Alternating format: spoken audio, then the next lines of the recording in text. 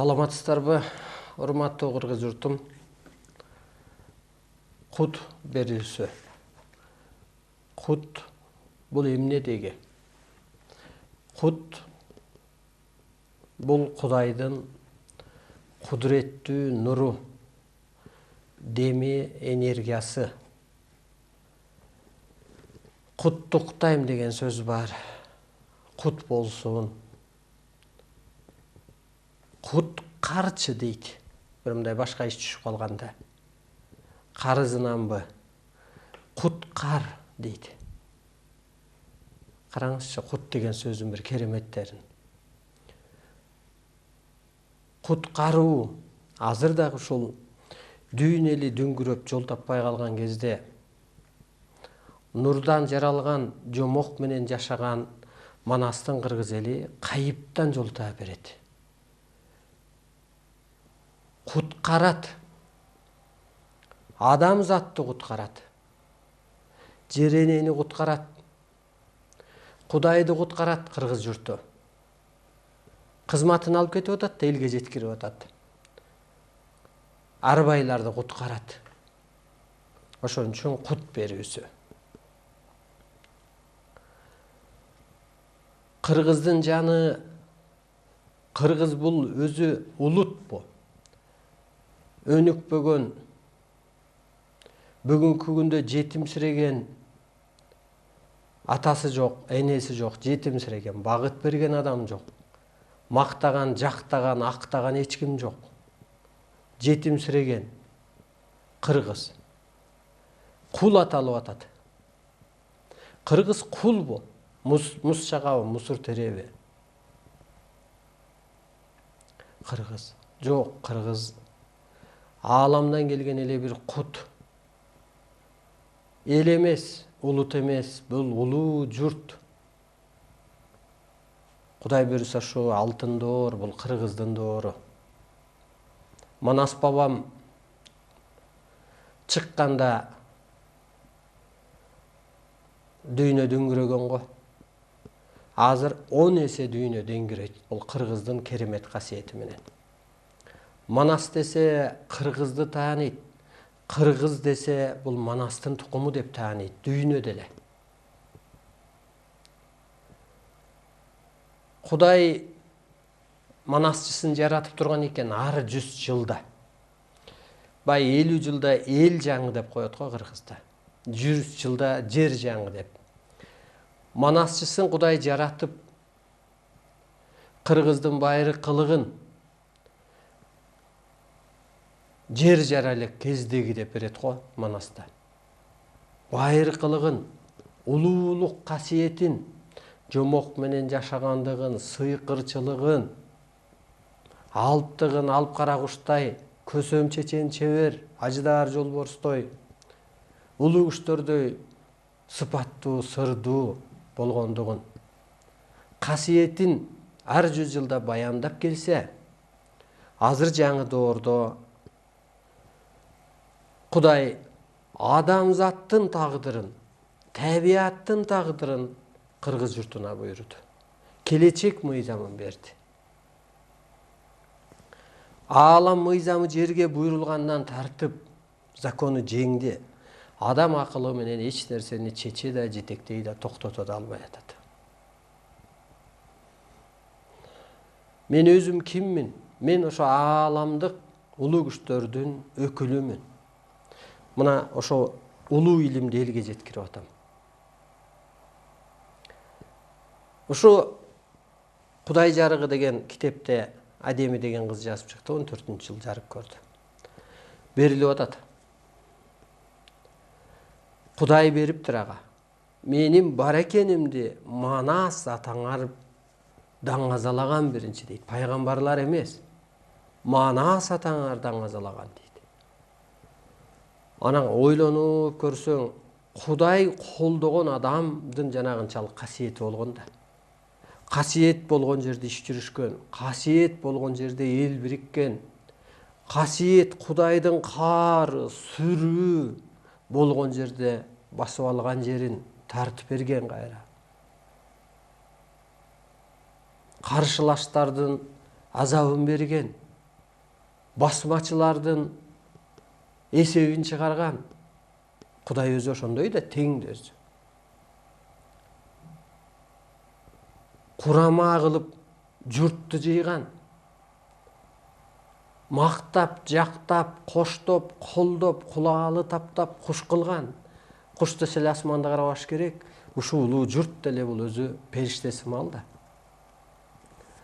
Анысы кандай ушу кыргыз журту кыйраган кезде ушу Манастын касиетин берип, ааламдан бир адамды жалгыз жаратып, бул Арыстан Алайды.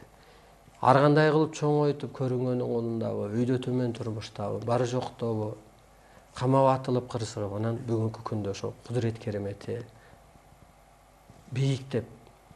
Анан ошо касиет менен теңирчилик дегенде ушу теңирдин теңирге теңдеш энергияга жетип, отко, сууга, арбайга, мазарга, улуу күчтөргө буйрук берип, башкарып, дүйнөнү тегеретип, тегиздеп атат Арыстан Алайдын энергиясы. Бул чындыкпы? Бул чындык. Бул жерде так берилет. Арыстан Алайдын сыйкыр аурасынан от, суу, таш, аба, амал программа алып турат деп. Энергияны толтурабыз. Мына ушул энергиям толгон үчүн эфирден адамдын айыгып атканы ошол. Арыстан Алай көктүн жүзү дейт. Көктүн жүзү. Шамандын күчү, адамзаттын куту. Кыргыз өзү шам бала да, кыргыз өзү шаман да, кыргыз өзү шамалды башкар болуп атпайбы? Шамалга сыр айтып жумшап атпайбы? Сууга план, программа салып атпайбы? Мына ошентип урматтуу улуу журтум, кыргыздын доору келди. Аябай мен кубанып атам. Көк асман ээсин, көкө теңирдин кыргыз журтуна илим бергенине, илим менен кудурет керемет сыйкыр бергенине ошо 98-жылдан баштап эң башкысы ишеним берип иш тапшырганына. Азыр кыргыз журту кутулду, болду. Кыргыз журтунда эми айыгуу көп болот, өзүн тааны көп болот, өзгөрүү көп болот, калыстар көбөйөт эл арасында. Мээрим төгүлүп эле бирин бири жакшы көрүүлөр көп болот.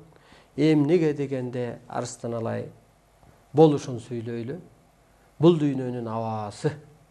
Арыстан Алай бул дүйнөнүн өпкөсү деп берилет. Анан бул чындаппы дегенде ооба. Адамдын өпкөсү көрсө ошол экинчи кубулганда кызмат ушу абаны тазалап, боёп, анан жаңы программа берип турат экен да. Ошо бир адамдын сыпатына карап эле анан абада ошондой энергия жүрүп баштайт. Кайра от, суу, таш, аба, улуттарды теңир мыйзамына, кыргызга багындыруучу теңир буйруган көсө, жан дүйнөлөрүн ойготуучу сабо. Абанын составынан, суунун составы деп мектептен, институтта окутат да. Кийин өзү окуу өзү башкача түргө өтүп кетет. Абада эмне бар, сууда эмне бар, план программа бар, абада мазар арбай бар, ошону билиш керек адам. Анан алар эмне кылат? Өз балдарын куткаруу үчүн алып келет. Илим болбосо, табыгый дил, таза илим болбосо, таза дил, табыгый илим болбосо адам кайдан кутулат? Биринин башын бири жейт да. Табият Кудайдын аткаруучусу, кабарчысы.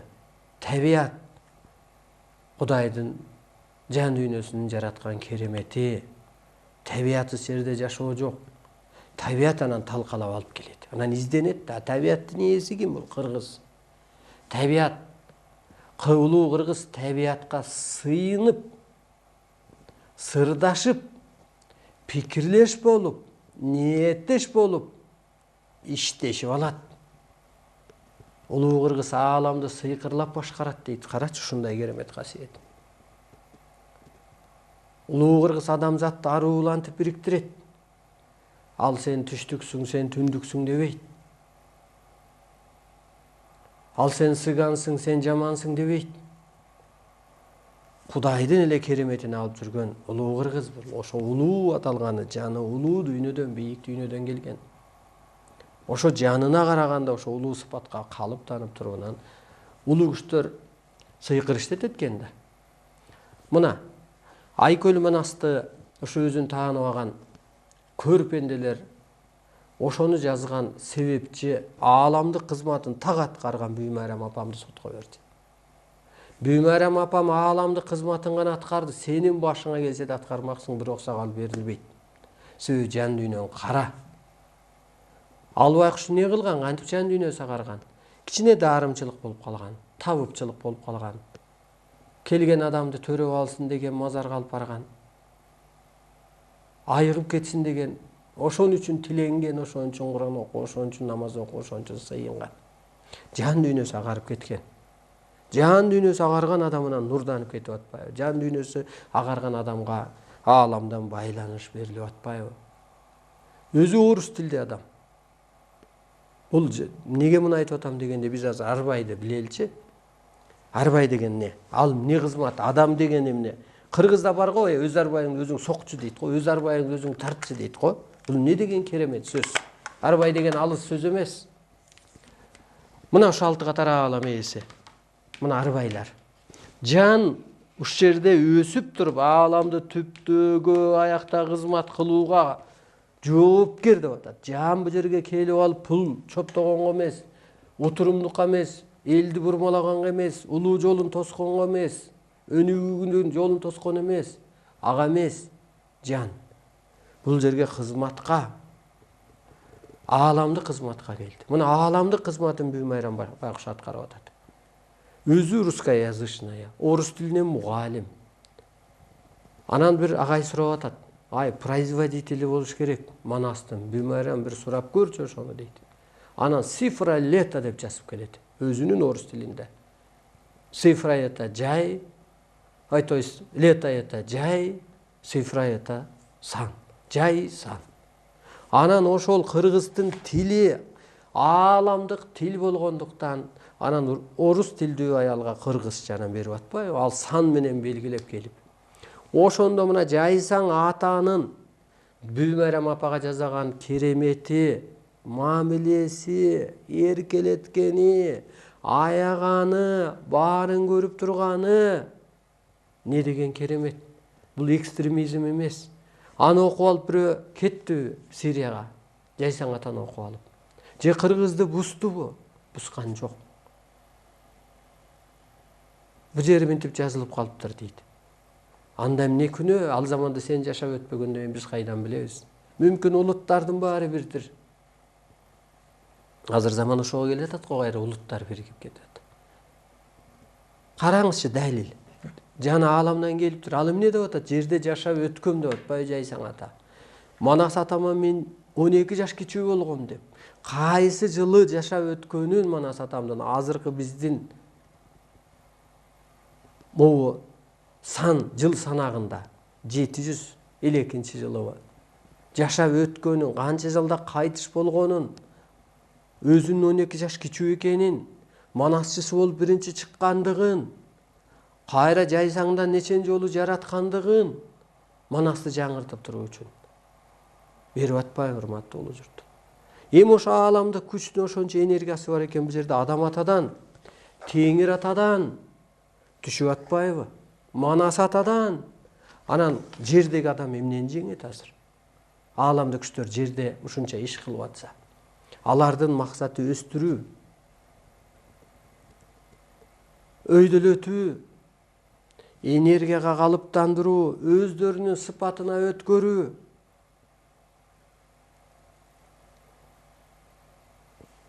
Өзүн таанып алган балдар келип бүгүнкү күндө саясат жүргүзүп атат. Өзүнүн жаны ааламга кетээрин билсе, анча элди алдабайт эле, акча жасабайт эле, банк ачпайт эле, элдин жанын байлыгын соруп албайт эле, асфальт жеп акча жыйнабайт эле. Балдардын оюнуна жана бир алейлер оюнчук талаш урушкандай. Ошолор бөлүп атат. Урууга, улутка, мен сокулуктан чыктым, мен таластан чыктым, мен түштүктөн чыктым деп. Жеке кызыкчылык болгон үчүн кайра баштары бирикпей, тапкандары жукпай, кадамдары арбыбай атат. Айткан сөздөрү жел болуп жерине жерип атат. Улуу кыргыз карапайым элде касиет бар, сиздерде касиет бар. Мен өткөндө ушу эфирге чыкпай калдым.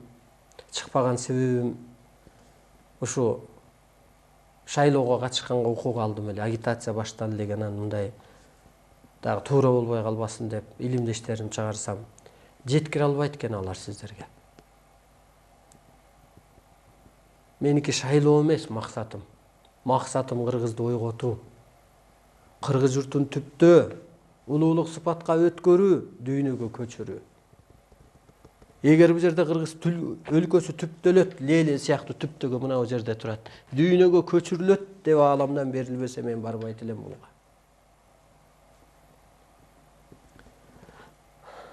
Ошондуктан кайра эфирге чыкканга туура келди. Менин максатым агитация эмес, менин максатым бир бийликке баруу эмес. Менин максатым кыргызга дегили бийликтин деле кереги жок эч кимгечи. Президенттин кереги жок. Кыргызга жөнү багытын берсе, кыргыз өзү менен өзү кетчү нерсе. Кыргыз мен деп сүйлөйт ар дайымчы. Мен деп сүйлөгөн ошо ичинде Кудай бар экендиги. Мына Кудай ошентип берет. Мен өз атымды өзүмө койдум дейт. Кудай деп ат койдум. Кут ай деп ат койдум. Кут ой деп ат койдум өзүмө дейт. Мен оюм менен башкарам да, оюм менен жаратам да, кут ой деп. Мен караңгыдамын да, кут айдай. Караңгыда го эми ай, караңгыда бир жарык бергендей, шоола бергендей. Көзүң ачкандай, көрүнгөндөй бирөөгө жарым көрүнөт, бирөөгө толук көрүнөт дегендей. Айдын башында ырым кылат, ай толгондо башка ырым кылат го. Анысы кандай кут ай деп, кут ой деп өзүм ат койдум. Эгер мен ал атты койбосом, сен кайдан мени таанымаксың дейт да. Анысы кандай кыргызда өзүн өзү тааныбаса, өзүн өзү ат койбосо, өзүн өзүн улуулукка калыптанбаса, дүйнө эле кантип тааныйт? Мен де ошо ааламдан берген касиеттерим элге айтып таппасам, эл мени тааныбайт. Мени тааныбаса, өзүн тааныбайт, адашат да. Ошон үчүн кыргыз мен деп сүйлөгөн өтө жакшы дейт. Ичинде мен бармын дейт. Кудайлык сыпат бар кыргызда деп берилет. Кантип далили дегенде? Кудай ою менен жаратылышты жаратып алып атпайбы? Кудай ою менен адамзатты 18.000 ааламда жаратып алып атпайбы? Кыргыз жерге түшүп туруп ошо Кудайдын жаратканын сактап атпайбы, улап атпайбы? Табиятка аябай таттуу мамиле кылат го. Чөптү жылба, анында жаны бар. Бир барык бакты кырксаң миңди тик, сууга түкүрбө, отту өчүрбө, от менен ойнобо. Таштын үстүнө зара узатпа, ташты тепсебе. Деп ар нерсеге малды теппе, ар нерсеге жандуу мамиле кылып атпайбы? Мына кудайлык сыпат кыргызда бар экендиги улап сактап берип атат. Кайра ошо назары менен жаратып атпайбы, батасы менен жаратып атпайбы? Бийик ой айтып мендей бийлик кылып атпайбы дүйнөгө? Кыргыздын азыр караңгыдагы керемет касиети иштеп атат. Көрбөй туруп көсөм сүйлөп атпайбы? Көкүрөгү сезип турса көрбөй туруп сүйлөп койгон ошо көсөмдүгү аткарылып аткандыгы. Анысы кандай урматтуу улуу журтум, өзүңүздөрдү тааныңыздар. Кыргыздын укугу өтө көп укугу. Ошо укугун билбей калган. Укугун билбеген адам жашай албайт да бул жашоодо. Моле көзгө карап бардык укугун уттуруп ийген. Теңирчи дегендей болуп, ошо теңир кереметине жеткен адам булутка бурулуш кылып атпайбы? Улуу кыргыз жерде туруп көктөгү жылдызды тескеп атпайбы? Тескеп, тилдеп. Жылдыздын сырын бекитип кыргызды Кудай жаратып атпайбы? Жылдыз кыргыз деп. Асмандан жылдыздар буйрубай эле азыр адамзатка кыргыздар тагдыр буйруп атпайбы? Аны жана эле жылдыздар төлгөсү деп эле дүйнө эле ошону чачыратып көрүп атат. Эмнеге көз ачыктар азыр сүйлөп атат? Дүйнөнүн көз ачыктары азап тартып атат. 2017-жылы бурулуш болот. Кыргыз ордуна турат. Анан дүйнөдө бурулуш болот деп эле атат. Анткени ошо куйруктуу жылдыз дегендин энергиясы астына алай отурган. Ал куулма күч. Ал канча ойдо ойлойм кечке мен. Канча ошо оюң менен көп нерсе, ошо ичтен чыккан нерсе тез аткарылат. Бата деле ичтен чыкса тез аткарылабы? Балан жүрөгүн көтөрсөң деле ичиңен чыкса тез аткарылабы? Назарың деле ичиңен чыгабы? Көзүң деле мынтип жакшы экен деп ичиң менен ойлонгондо ошол ичтен чыккан нерсе тез аткарылат. Ошо ичтен адам иштеш керек. Жасалмадан эмес, ал сөөктөн, ичтен, түшүнүктөн, клеткадан. Анан ошону менен дүйнөнү айлантып атабыз. Бул чындык. Ошондо Кудай сыпатка, Кудай сыпат бул адамда болгондо, мына бул жерде так берилип атпайбы? Кудай сыпат адамда болуш керек, ошого калыптаныш керек. Кудай сыпатка адам жетеби? Кудай өзүнүкүнө окшош көчүрмө кылып жараткан да адамды. Чоң Кудай, улуу Кудай бар, анан кичик Кудай. Жердин Кудайы бул адам. Жер жашоосу адам үчүн буйрулган. Мал жандык адам үчүн буйрулган. Жан жаныбар адам үчүн буйрулган. Жер жашоосунда бадалбак адам үчүн буйрулган. От, суу, таш адам үчүн буйрулган болуп атпайбы? Ошентип өзүңүздөрдү тааныңыздар. Бүгүнкү ушу өзүнүн ааламдык кызматын тааныбаган, өзүмчүл, өзүнөн башка эчтекени тааныбаган, эки көзгө алдырган саясатчыларга кыргыз журту бир фермердин чарбасындай эле керек да. Сүтүн алып, этин алып, жүнүн алып, пайдаланып, анан бир көбөйтүп ошо менен күн көргөндөй эле. Алар баркын билбейт кыргыздынчы. Сиздер дүйнөгө керексиздер. Сиздер дүйнө элине керексиздер. Сиздин касиетиңиз менен бул жерде так берилет. Куйруктуу жылдыздын куту бул аксакалдар, энелер болот деп. Мына куйруктуу жылдыз эгер энергия сарсыналай отурган болсо, ошондон илим алып, ошондон багыт алып, ошо энергия менен өсүп туруп, анан куйруктуу жылдыздын куту ошо аксакалдар менен энелер болот деп. Барган жерге багыт берет, дүйнөгө бата берет. Ошо менен адам айыгат деп. Ошо менен табият түздөлөт деп. Кыргыз элинин жан дүйнөсү өссө эле табият тынчыганатат. Көрсө кыргыз элинин жан дүйнөсү менен жаратылыш керемети бирдей куралган экен. Кыргыз элинин жан дүйнөсү көтөрүлсө табият кулпурат. Экономика чексиз көтөрүлөт, ал болбогон иш болот. Адамдын маданияты көтөрүлсө ошого жараша саясат пайда болот. Биз биринчи ааламдык маданиятка өтүп алалы, жана ошого жараша саясат болот. Бизде рекламалык тыныгуу бар экен, андан кийин анын сөзүбүздү улайлы.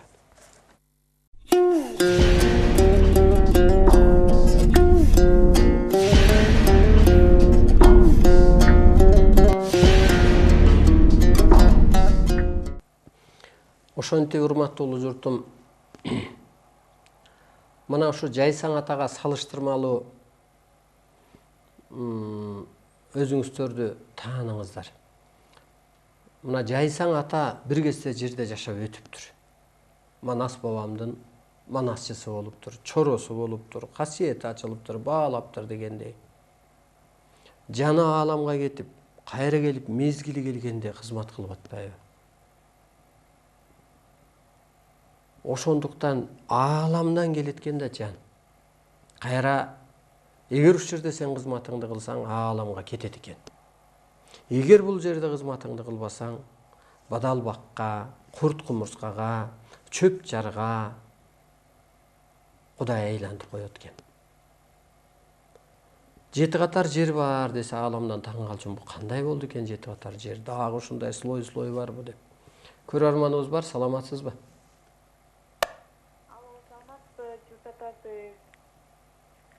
Жалбактуу баянчыкат болчок. Сизден ошол энергия алып, сизден айыгып, ыраазычылык билдире дегиле. Иштериңизге албан ийгиликтерди каалайбыз. Чексиз ыраазыбыз. Рахмат.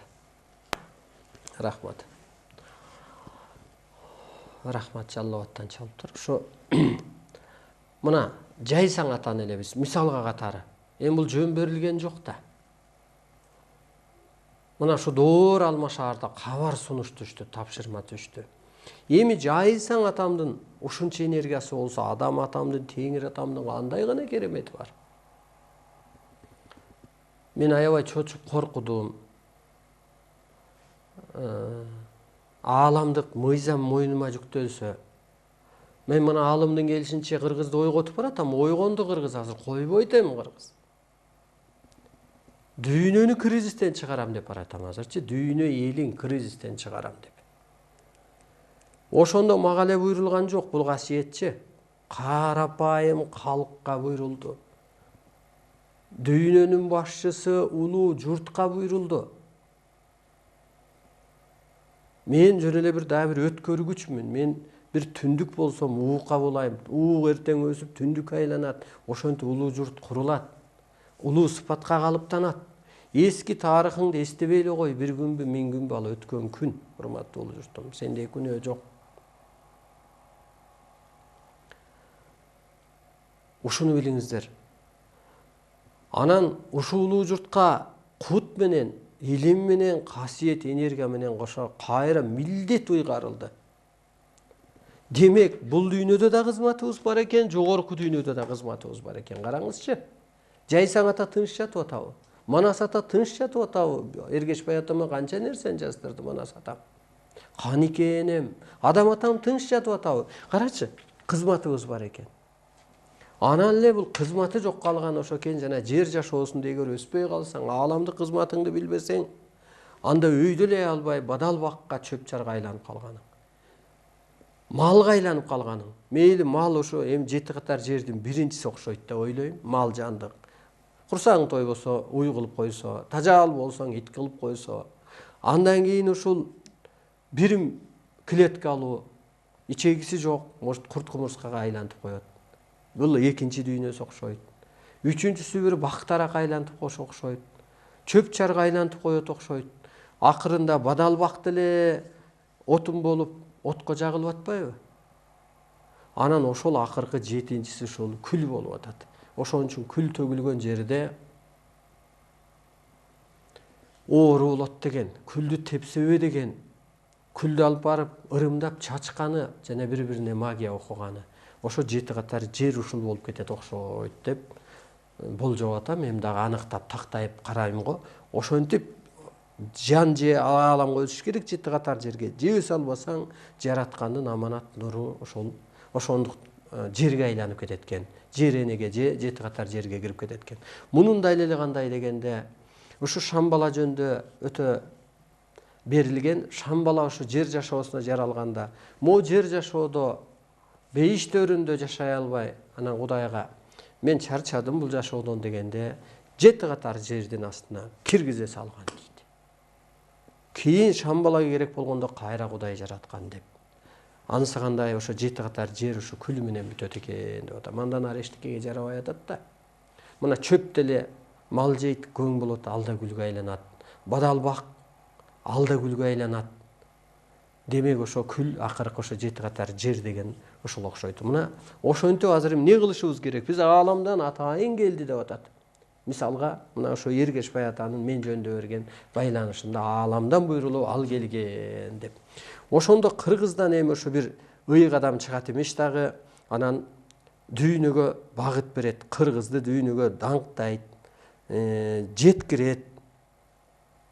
Ошондуктан бул кыргызга бир мактаныч келген жок. Кыргызга бир чоң кут касиет келди. Saat 12'den 49 minut ötkende kosmostan verilgen Arslan Alay yönünde ayak at kalıp ağalar milletin anulap yeldi baratat verilgen uzun ömürde kıyap ilgilik yaratat özgürtüp tadık barağın özgürçe yaşoy yaratat ağın geçmeyen ömürde Arslan'ın biznin konulda kokonatip göstergen özgürtüğü al vergen atayın yeni alamdan arnalı yölge al kelgen çağırgan cağıl insan bilgilikti yaratıp Allah'a karayı baratat arılar içki dünyasının canı doğurttukçanı adamdı yaratat tak ilim verip baratat bak devlet vakıt yaratat hep bayrağı süzüldü ayağında alğan aksılık acıvayı Ergешбай. Мына урматтуу улуу журтум, ошентип түш аян деле бир ааламдан берилет го, аны адам ойлоп чыккан жок. Ааламдык мыйзам түштү, ааламдык тактоолор болуп атат. Дүйнө эли чындап эле дүңгүрөп жол таппай калды. Анан ошо кезде анан уютку катары, журт катары тикесинен тик турган анан улуу журт бир багыт көрсөтө турбайбы, жол таап берет турбайбы? Ошо биз ордубузга отуралы, өзүбүздү тааныйлы, жашоого жаралуу максатыбызды билели. Эмнеге жаралдык бул дүйнөгө? Деги биз кимбиз? Бейиштин төрүнө. Ушул жерде бейиштин мурасы эмне десе, кыргыздын жергеси деп берилет. Бийик тоолору, дарыялары, көлдөрү бул бейиштин мурасы, калтырып кеткен мурасы деп. Бейиштин улагасы эмне делгенде, табият менен адамдын таттуу мамилеси. Бейиштин төрү эмне делгенде, кыргыз өлкөсүнүн түптөлүшү, дүйнөгө көчүрүлүшү деп. Бейиш деген жашоо келди. Ошо бейиштен биз жана окутуп келебиз да, унчукпастыкка, улуулукка, боштондукка чыгып, адам өлбөстүккө өтөт деп. Ана ошон үчүн жана өзүңүздөрдү бошкармаңыздар, майда чүйдөгө кейбеңиздер, жанга эч нерсенин кереги деле жок деп атканыбыз ошол. Анан ошо боштондукта болгон кезде, өзүн улуулук сыпатка калыптанган кезде багындыруучу энергия келип, адамга конот экенде, анан ал отту, сууну, ташты, керек болсо арбайды башкарып баштайт экен. Эмнеге дегенде, жаңы доордо адам ушу улуулукка калыптанат. Адам башкарат, аалам аткарат дейт. Мына баланын жүрөгүндө эле адам көтөрүп атат. Аны ким аткарып атат? Аалам күчтөрү аткарып атат. Эмнеге дегенде, сенин сыйкырыңды, бийик духуңду, көңүлүңдүн актыгын ал тактап берип атпайбы? Ошо улуулук сыпатты эмне жеди? Утурумдук жеди, көрө албастык жеди, могу майда түшүнүк жеди. Жашоосондон азайды. Болбосо адам өлбөсө эле жаралган. Көп жыл жашайт, бери болгондо 2000 жылда. Эмнеге дегенде, кейбесе жамандык менен деле, жакшы сөз менен деле кайраттанса, курчуса, анын башка кырын тапса, өзүн бош алып жүрсө, клеткасын кыспаса, кыжаалат болбосо, жана ааламдан келип эртең да эмне кызматым бар, азыр дагы эмне кызматым бар, келечекте эмне кызматым бар деп асманга карап изилденсе, жерге бир тыйын болсо көз карашың, анан ал адам өлбөйт да. Ал адам ааламга да керек да. Мына бул жерде байкуш Эргешбай ата кичине сүйлөшүп калсак айтат. Ой, ааламдагылар ушу жаратып алып, даярдап алып, кайтпаса экен деп турат ал депчи. Ушу жол көрсөтсө экен, жазса экен деп турат деп. Ансыгында урматтуу улуу журтум, аябай кыргызга бир чоң оомат келди, муну кыргыз кармап калат. Ооматыбыз ошо көк асман ээсинин, ааламдагы акылдуу күчтүн бизге ишеним бергенде болуп атат. Бизге иш тапшырганда болуп атат. Кудай эмне деп жаздыртат? Сен менин кызматыңда болсоң, мен сенин кызматыңда болом деп атат. Кайра эле адам улуу экенин дагы тактадык. Жаныбыз улуу дүйнөдөн келиптир. Кайра улуу дүйнөгө кетет экен. Мына жайсаң атам ааламда кызмат кылып атса, мүмкүн эртең бирөөнү кийип алып келет. Кайра мына берилет го, Манас дегенде силер бир баатыр гана катары элестетпегиле. Ааламдагы бир чоң керемет касиет деп. Ал эмне болот дегенде, адамдын башына түшкөн, күн түшкөн кезде нур денелүү адам болуп келген, баатыр болуп келген, жөн эле бир жанды кийип келген деп. Кайра мына ошол жерде улуттарды бириктирүүчү, көзгө көрүнбөгөн өтө чоң энергияны кармап жүргөн Шамбала деген Арстанбайга берилди деп. Эмнеге дегенде, чын жүрөктөн билип билбей кызмат көрсөткөндүгү үчүн. Жетимге барсам ыйлап, жесирге барсам ыйлап, көтөрөйүн, үйлөлөтөйүн деп, колуман келсе жардам кылайын десем, элчиликти теңир купулуна толгондой аткарды, ошондо жомоктун перисине айланды деп. Карасаңыз ушундай жан кийерин, анан ошол энергиясы менен, оозу менен эмес, энергиясы менен улутту бириктирет экен да. Көрөрманыбыз бар, саламатсызбы? Саламатсызбы? Мен көндөн чалып атам. Сизди колдойбуз. Сизден башка президенттикке татыктуу киши жок. Ишиңизге ийгилик. Рахмат, рахмат. Ошо бул баары бир көрөрманым айткандай, бул курулчу доор, бул курулуп бүттү. Баягы кабары келди. Ааламда манасчысын Кудай жаратып, анан мезгили келгенде оосуна түкүрүп кетип, же Кызыр атага жолугуп, анан бир манас айтып калгандай, ансыгандай бизди жаратыптыр да. Мен ушу жашоомдо эмнелерди көрбөдүм. Ушу бизди түрткүнчүк кылган, кичине өйдө төмөн кылган адамдардын өтүп кеткенин көрдүк. Жакын жабырын жоголуп кеткенин, жоготуу болгонун көрдүк. Көрсө ошо көк асман ээси ошол ыйык адамдыбы, ыйык элди ушинтип сактап келеткен да. Болбосо ошо 6 миллион элдин өлкөсү болуп атпайбы? 200 мамлекеттин ичинде. Бизден 10 эсе, 20 эсе келген Курд элинде, Уйгур элдеринде мамлекеттүүлүк болбой атат да, өзүнчө тили, өзүнчө өкүлү. Ошентип ыйык уулду, ыйык элди көк асман ээси сактап келеткен да. Уютку кылып. Кыргыз айланайын, өзүңөр тааныгыла. Өзүңдү өзүң жарат, өзүңдү өзүң тааны. Кудай өзүн таанытып атат го. Китебин берип, мен Кудай өз атымды өзүм койбосом, силер кантип таанымаксыңар депчи. Ансыгандай кыргыз жылдыз кыл деп ат койдум деп. Өзүңөрдү тааныгыла, ошондо дүйнө тааныйт деп атпайбы? Мен улуу касиетимди тааныбасам, энергиям өтөт беле? Сөзүм өтөт беле?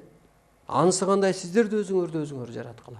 Сиздерге жеңил алып баруучу, багыт көрсөтүүчү, энергия өткөрүүчү, окуп берүүчү адам бар. Мага татаал болгон. Көрүнгөн китебин алып келип таштайт, чакырат, оппозициясына деле чакырат, тиягы буягы алып ошону аныктап, жазып, түшүмө Эркинбек кирет. Эркингүл деген классташым кирет, кайра кирет.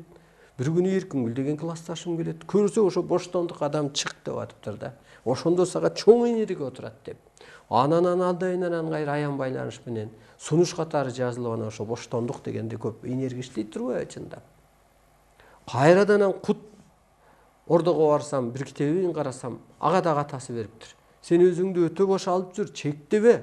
Мен өзөктөн да күчтүү энергия берем. Чектеп алсаң күйүп кетесиң деп. Караңызчы. Ушинтип ишарат берип коюп, анан издентет да бул. Сиздерге жеңил. Ошондо берилет. Кыргызга кут түштү, куттун далили арстан алай экен деп. Кут анан жут болот го өзү негизи. Ак карага окшош. Урматтуу улуу журтум, курулду. Кыргыз эли кутулду. Кыргыздагы доомат батышка кетти. Кыргызга бир оомат келди. Кыргызда бир той башталды, батышта бир бой башталды.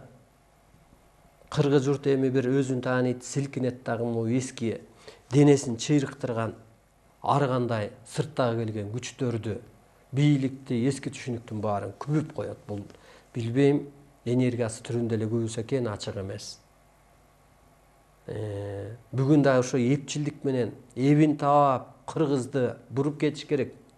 Болбосо кыргыз жергесине дагы нур төгүлдү. Кыргыз элинин жан дүйнөсү ойгонду, ичине чоң жан кирди. Ошон үчүн мындай бунт чыгарып коюшу мүмкүн, бук болуп коюшу мүмкүн эски таңоолоо менен. Кыргызды улуттарга салыштырып башкарууга мүмкүн эмес деп берилет. Себеби көктөн буйрулган укугу көп. Шамалды чакырып коюп атса, укугу бар кыргыз. Мезгили келгенде ошо касиети менен булутту чакырып, бурулуш жасап, тоюн жүргүзүп, жамгыр жаадыр болуп коюп атса, кандай укугу бар, карачы, керемет кыргыздын. Батасы менен болсун деп жаратып коюп атса, болот деп коюп атса, болот деген бизде гана аттар бар го, Болсунбек деген бизде аттар бар го, Болсункүл деген бар го, бурулуш деген аттар бар го. Не деген бул кыргыздын өзүнүн эле оозунда бир чоң энергия бар, оозунда оту, көкүрөгүндө огу, көзүндө оту. Кыргыздын сөзүндө бир куту, бир керемет болуп атпайбы? Анан кыргызды адам деп айтканга болобу? Бир улут деп айтканга болобу? Кыргыз ушундай кутурат. Кыргыз ушундай бир гүлдөйт. Кыргыз бир ушундай тааныйт. Кыргыз бир ушундай кутун кармайт, ушундай бир сонун заман келди. Саламатсызбы? Көрөрманыбыз бар экен. Алло, мен суроомду угуппосузбу? Угатам, айта кой, айта бер. Салам алейкум. Мен суроомду бир осы мен өзүм ушу Бишкекте турам көп жылдан бери. Көп жылдан бери ушу Бишкекте турам, айылым жакын жерде. Айылым деле жакын жерде. Ушу түш жөндө мен ушул бир түш өткөн бир эме бар да. Икке жалак кылабы ошол айылдагы үйүм, айылдагы. Түшүнө көп кирет да, башкача мындай бир башкача болуп, бир мындай башкача болуп айылда үйүм. Ушул жакта апамдай арасында жүргөндө бир ушул түш көп кирет, аябай көп кирет. Эмне себептен өзүм Жакшы. Аябай жакшы түш. Бул айыл түшкө киргенде баардык адамга кирет азырчы бул. Айыл дегенден адам чыгат го өсүп, мектеп, секте ошо жактан туулуп. Ал кайра ошо башатыңа кайт деп атат да. Башатта кыргыз кандай болгон? Улуу керемет касиеттүү болгон, назары менен жараткан, батасы менен жараткан. Улуу хайпирлердей, энелердей, каникей энедей, обонедей, уман энедей сыпат болгон. Ошо башатыңа кайт деп атат сиздичи. Кайра-кайра айылдагы үй киргени, ошо башатыңызга кайт деп. Мына биз башаттагы жолго айтып атпайбызбы? Адам ояк адашыптыр, келиптир, эми башатка кайтуу куюну жүрдү.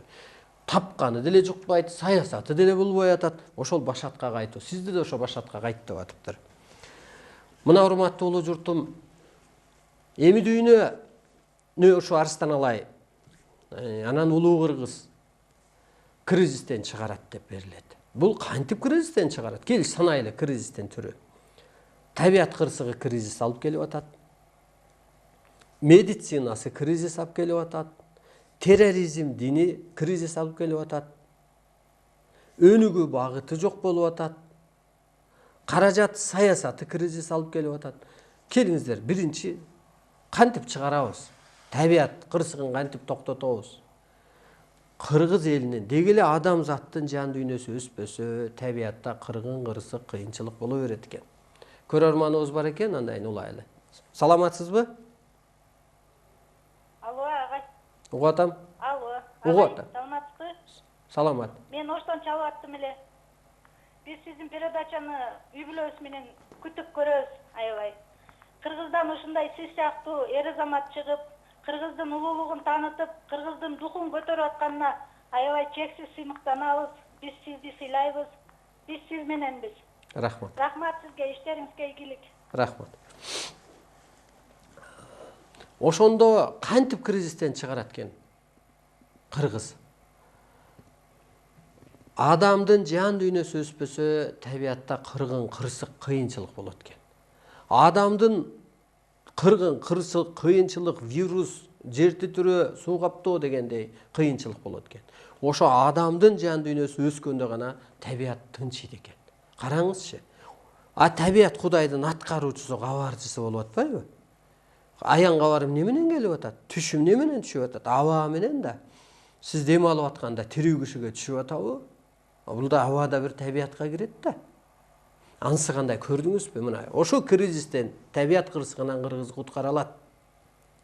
Экинчи, медицина жол таппай калды. Техника жол таппай калды. Кантип куткарабыз? Оорудан. Жаны чоң жан киргенден кийин ичинде жаны аябай өсүп атат дагы, ич сырткы психологиясы менен эмоциясы согушуп, ички жаны энергиясы адамды шишик, писих, жара кылып атат. Караңызчы, бир керемет. Шишик, жара, писих кылып атат.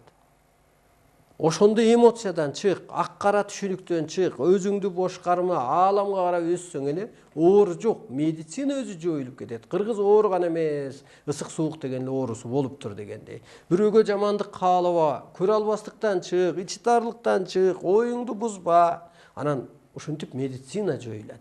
Табият кырсыгы токтойт. Андан кийин техника, адамзаттын телепатия, оюн, жаратуучулугун, ою менен назарын бузуп коет экен дагы, адам жырткыч мүнөткө өтөт.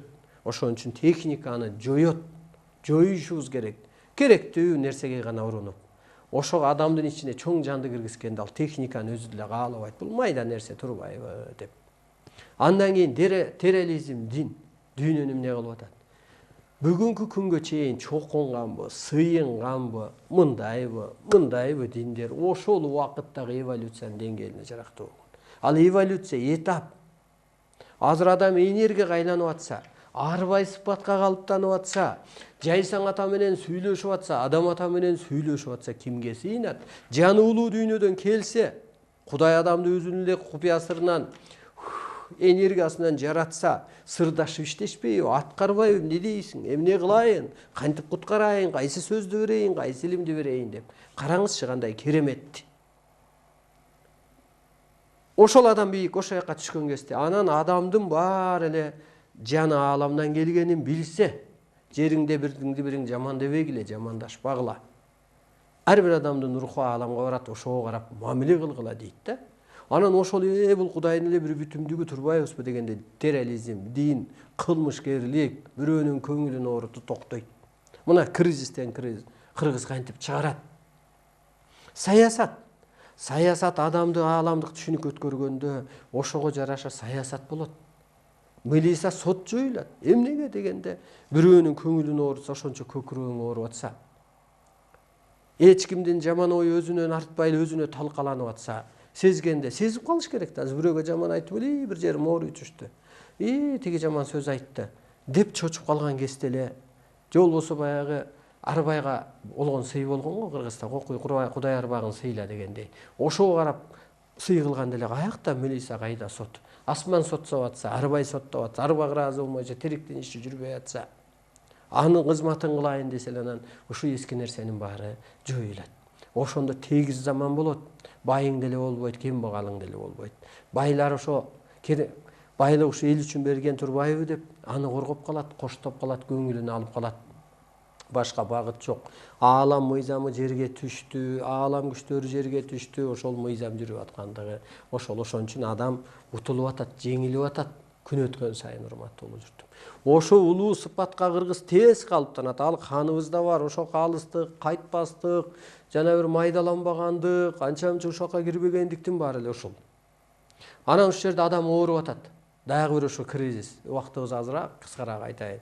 Кризистин бирөө ошол адам ооруп атат. Ал эмне болот дегенде, адам ушак айтса, жүзү карарат, ички жүзү карарат, жан дүйнөсү тарыйт, жакшылык көрбөйт. Умай эненин каарына калат дейт. Умай эне айыктыруучу күчпү? Анын каарына калсаң ана сен ден соолугуң начарлайт да. Умай эненин каары бул Кудайдын каарына калуу дейт. Демек ушак айтпа, ден соолугуң чың болот. Сен бирөөнү жөн ушактап атасың, жан дүйнөң жардылыгынан энергияңды кетирип атасың. Анын да татегин арбайы бар, сен ар жагын көр. Мына бүгүнкү биздин падышаларды, качкандарды, бозгондорду бүгүнкүлөр, сиздер бул кыргызды ойготуу үчүн эле ролду аткарып атат булар. Бирөө аткарыш керек да, жаман ролду аткарса анан жакшы адам көрүнөт да. Жамандыкты көрсө анан бир жакшылыкты табат да адам. Анысы кандай урматтуу улуу журтум, сиздер алардын жаман жагын көрбөңүздөр. Тетирисинче ушу бизди ойготуп атат, козгоп атат деңиздер. Мындай так берилет. Касиети жок адам өтө коркунучтуу дейт. Ал ортодо жүргөн. Же бирөөгө зыяның тийсин, же бирөөгө пайдаң тийсин. Ошол туура болот дейт. Анысы кандай ишиң жүрбөсө ичиңен изде дейт. Бирөө келип сени акчаңды урдады, бирөө сени келип кырсыктатты. Кудай келип жактан ары бир койбойт да, арбайлар келип сени акчаңды урдабайт. Сени ошо издентүү үчүн бирөө аркылуу жазалап атат.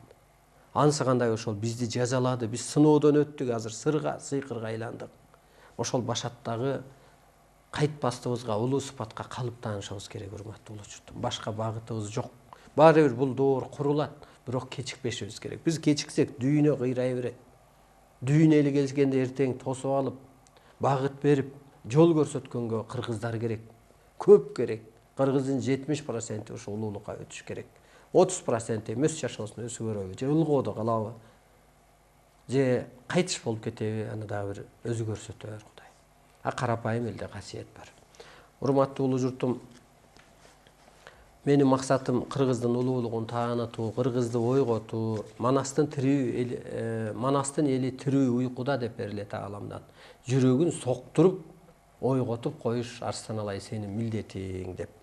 Анан ушу аябай күндө сүйлөсөк деле астык кылат, күндө деле аябай бир улуу ачылыштар, жаңылыктар, жаңылануулар, башка кырларын мындай аалам өтө берип атат, үлгүргөнүн жазып, үлгүрбөгөнүн көкүрөккө сактап атабыз.